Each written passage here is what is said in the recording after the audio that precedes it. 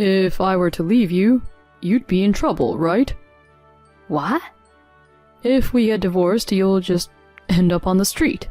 You parasite. My husband flicks divorce papers in front of me and threatens me as usual. You can't live without me. That's what he thinks.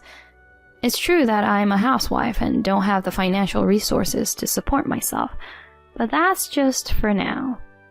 My husband looks down on me triumphantly. The confidence he gained from manipulating me as he pleased over the years is evident on his face. But wait, that won't be the case forever. I won't let you have your way. Understand? My name is Wendy Summer, and I'm 29 years old. I spend monotonous days as a housewife. I became the wife of the person I love 2 years ago. Thomas, my husband, was my senior at work, and he was in charge of my training. Not only was he good at teaching, but Thomas, with his good looks, was also popular among colleagues, to the extent that there was even a secret fan club for him. I wasn't a member of the fan club, but I too secretly admired him. I never intended to confess my feelings. That's what I thought, but one day he conveyed that he had feelings for me. At the sudden revelation, I couldn't speak well at the time. He called me cute and smiled kindly at me. That became the starting point, and our relationship developed, culminating in a smooth proposal after a year of dating. Family introductions, purchasing wedding rings, reserving the venue for the ceremony. While wrapping up work tasks at the office, I got deeply involved in planning for the wedding. Following my husband's wishes, it was decided that I would become a housewife after marriage. I was on cloud 9. On that day, when many people blessed us, I thought I was the happiest person in the world. I wanted to spend the rest of my life with my beloved Thomas. Since when did it change? How did a happy marriage turn into a hellish one? I think it was a minor thing. Half a year into marriage, one day, his birthday to be exact, as a housewife, unlike when I was working, I had no income, so I was using my own savings for shopping and daily expenses. You can use any leftover monthly allowance freely. He said that to me, but his salary isn't that high either. The allowance I receive is meager. After deducting expenses other than rent, like utilities and groceries, there's barely around $50 left. And today is his birthday. Although my husband gave me money, it somehow felt different to use it to buy his birthday present, so I decided to purchase the gift with my own money. But considering our future travels and the possibility of having children, I couldn't afford to waste money. So I set a budget of $100 and bought the tie clip he had been wanting. I also prepared homemade cake and dishes, waiting for my husband to come home. He arrives, saying, "I'm home," and I greet him with a smile. "Welcome back. The food and cake are ready." Where did you buy them? To his somewhat indifferent inquiry, I proudly announce, "I didn't buy them. I made them myself. It's my first time, so I'm not sure about the taste." With a bit of embarrassment, I show him the neatly arranged dishes. However, he only glances at them, showing no signs of happiness. He's supposed to be delighted. My expectations were shattered easily. Thomas?" I looked fearfully into my husband's face, and he sighed heavily. Hey, what's this? Were you planning to celebrate my birthday with this? Seriously? "What do you mean? I prepared both the dishes and the cake." Huh? Don't make me laugh. Did you think I'd be happy with these homemade, cheap-looking dishes? Huh? Oh well, I guess I'm being mocked too. For my birthday, I was hoping for gourmet delicacies from a high-end store or a cake from a popular bakery. Or maybe I expected you to take me to a fancy restaurant. Something like that. I'm sorry. The reaction I received was the opposite of what I expected, and my heart started pounding intensely. As if flaunting it in front of me, he reached for my present and roughly tore open the wrapping paper. What's this? A tie clip? Well, Thomas, you mentioned wanting it before, right? Did I say that? I don't remember. Huh? And this place isn't even that expensive. Don't you think it's rude to give me something like this as a gift? My husband tossed the tie clip onto the sofa with a mocking expression on his face. Without touching the prepared food, he headed towards the bathroom. From the dressing room, his humming could be heard. Despite just having said unkind words to his wife, how could he still sing happily? But beyond anger towards my husband, a feeling of profound sadness overwhelmed me. I thought my homemade dishes and the tie clip would surely make my husband happy. If he were the kind person I believed him to be, he would have said, "Thank you for any gift." That's what I thought, but reality was crueler than I had imagined. Thinking back, there were many instances where I felt uneasy since getting married. If there was dust in the room, I was told to clean it thoroughly, and even about my cooking, he said, "The taste doesn't suit me." Despite all this, I had been convincing myself for the past 6 months. I thought that being able to marry the person everyone admired made me a fortunate person. However, it seems that wasn't the case. Maybe my husband doesn't love me. Perhaps he chose me as a wife, simply because I was the most convenient. Maybe he chose me because I'm someone who will obediently go along with anything. That's what I started to believe. It seems my assumption was correct, because since that day, I've been oppressed by my husband every day. Whenever I did something he didn't like, he always said the same thing. Why can't you even do such a basic thing? I'm sorry. Don't just think that apologizing is enough, you piece of trash. Is it okay? I'll divorce you. Please, stop. Don't talk about divorce so easily. Huh? Yeah, that's right. After all, if I divorce you, you won't have a face to show to anyone, right? After all, I'm the most popular guy in the company. In that sense, I've managed to get you. In that sense? You get it, right? As a full-time housewife, if you get divorced, you'll have nowhere to go, right? Right now, you're just unemployed. I didn't wish for you to become a full-time housewife. Normally, who'd just go along with that? You who obediently follows every silly request are the fool here. My husband laughed and threw the completed divorce papers at me. He threatens me with divorce papers at every turn. How many times has he presented these divorce papers now? I could just throw them away, but deep down, I find it hard to discard them, perhaps because a part of me wishes for a divorce. However, the reality is, as much as he threatens, I can't bring myself to initiate a divorce. For the past few months, I've been doing remote work with his permission, but I can only work within the household, so the income and savings are not substantial. Am I doomed to live as his subordinate? Do I have no choice but to continue as a housewife, forever living in fear of him? Faced with such a harsh reality, I found myself giving up on something within me. Then one day, something happened. A client I usually work with remotely contacted me, expressing interest in hiring me as a regular employee. To secure a safety net for the future in case something happens, I decided to negotiate with my husband, against all odds. "Hey, Thomas, there's something I'd like to talk to you about." I cautiously approached my husband, who had just returned home from a drinking party. However, he seemed quite drunk, shouting, "Shut up," as he threw off his suit and collapsed onto the sofa, falling asleep. I sighed and picked up his discarded suit. Then his phone slipped out of his pants pocket. Uh-oh, what's this? The screen showed messages from someone named Rachel. The content was too intimate for mere acquaintances. "Thanks for today, it was so much fun. I want to visit your apartment, Thomas, but your wife is in the way.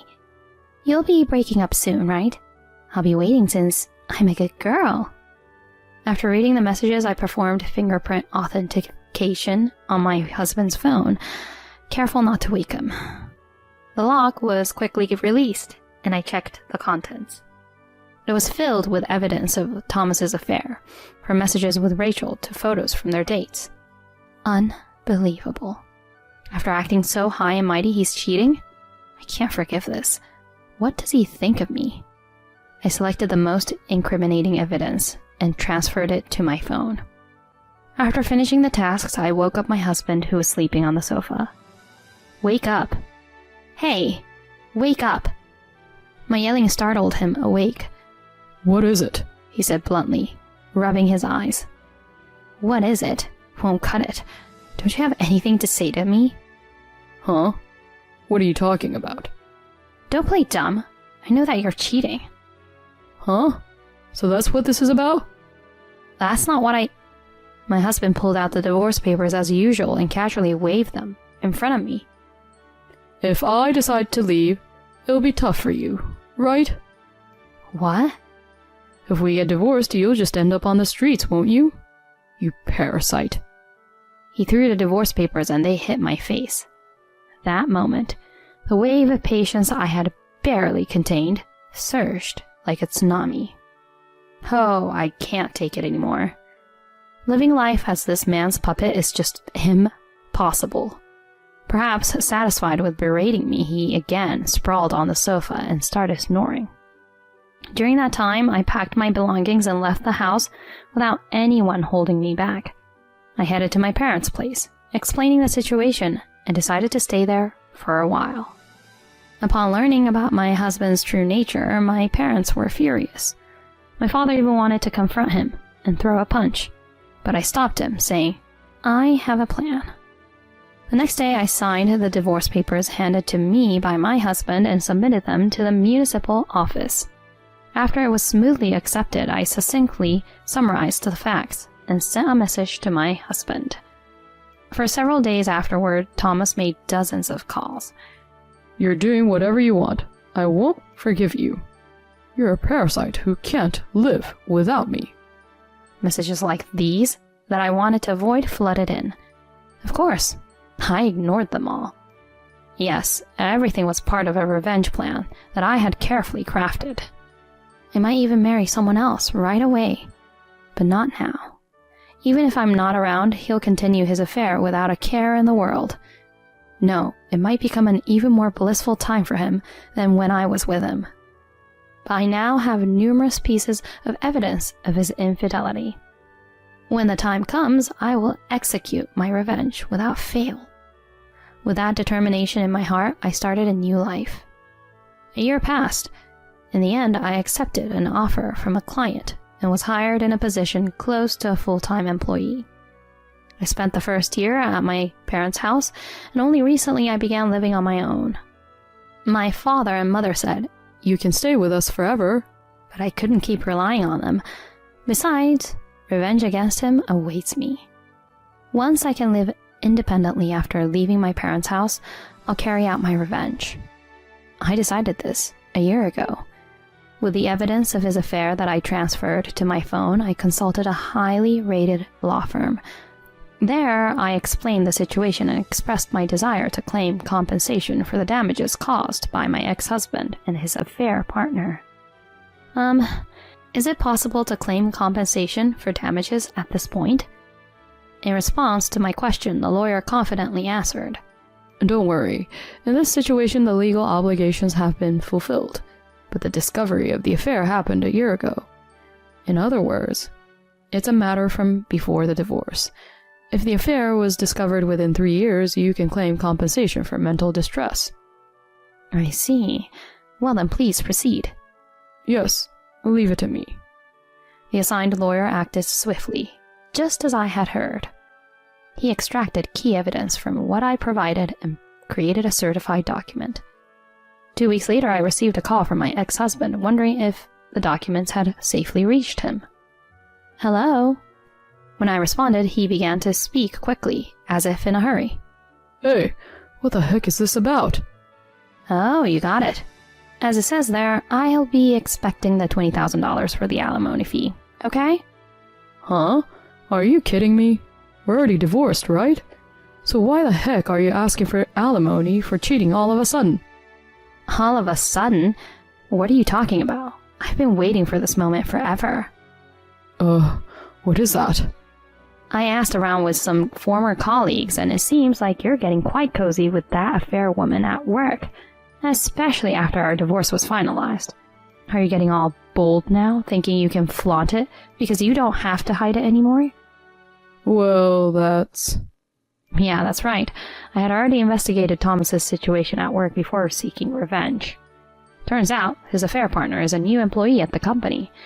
Apparently, he's been playing the victim, spreading stories about our divorce and openly getting close with his affair partner. Most of the female employees believed him because of his good looks. But I won't let Thomas get away with this. I've decided to thoroughly corner him and seek revenge. I declared it with a sense of closure, as if putting an end to the grudges of the past and stepping confidently into the new era.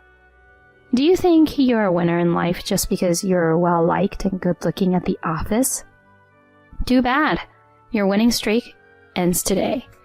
I'll make sure to report everything you've done to the company, like having an affair with that woman while you were still married to me, and all the emotional abuse you put me through. Wait, if you do that, I'll... Whatever happens to you from now on is none of my concern. Whether you fall into hell with your affair or destroy yourself, I couldn't care less. What I can't forgive is you living a normal life from now on. That's all. I'll make sure you repay the suffering I endured. Scum like you will be able to live a normal life from now on. Hey, Wendy, wait up! Wendy!